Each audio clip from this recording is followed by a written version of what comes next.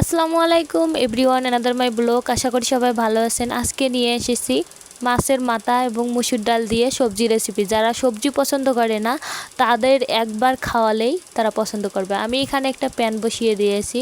প্যানটা গরম হয়ে আসলে দিয়ে দেব তেল এবং মাছের মাথাটা ভেজে নেব। এই কারণে হলুদ লবণ দিয়ে মাথাটা মেখে নিলাম। মাছের মাথাটা ভেজে নেব। তেলটা গরম হয়ে আসলে উল্টে পাল্টে মাছের মাথাটা ভেজে নেব। এরপর দিয়ে দেব মসুর ডালটা ভেজে রেখেছিলাম। তারপর পানি ঝরিয়ে ভালো পানি দিয়ে ধুয়ে দিয়ে দিয়েছি।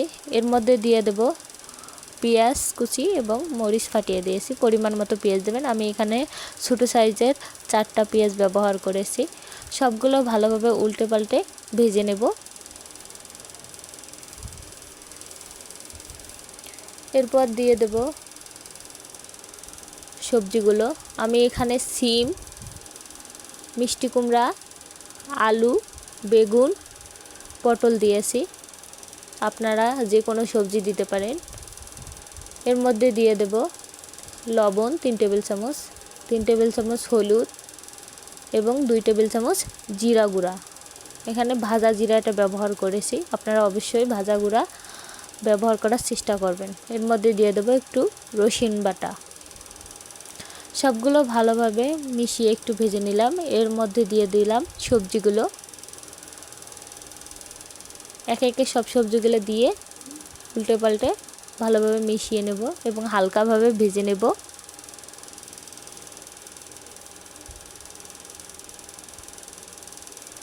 এর মধ্যে দিয়ে দেব আমি 1.5 কাপ পরিমাণ পানি।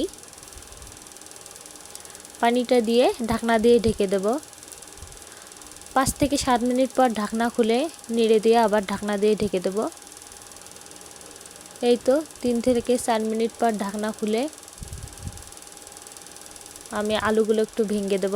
এতে তরকারির স্বাদ দ্বিগুণ বেড়ে যায়। এবং দিয়ে দেব ধনিয়া পাতা। ধনিয়া পাতাটা আপনারা স্কিপ করতে পারেন, আমার ভালো লাগে তাই দিয়েছি। এই তো পানি কমিয়ে এসেছে এবং তরকারিগুলো সবগুলো সিদ্ধ হয়ে গেছে। সবগুলো একটু উল্টে নেব এবং একটু সবজিগুলো ভাঙার চেষ্টা করব। এতে তরকারিটার স্বাদ দ্বিগুণ বেড়ে যাবে। এর মধ্যে দিয়ে দেব একটু ঝোলের পানি। আবার ঢাকনা দিয়ে ঢেকে দেব। 3 থেকে 4 মিনিট পর ঢাকনা খুলে একটু নেড়ে দেব।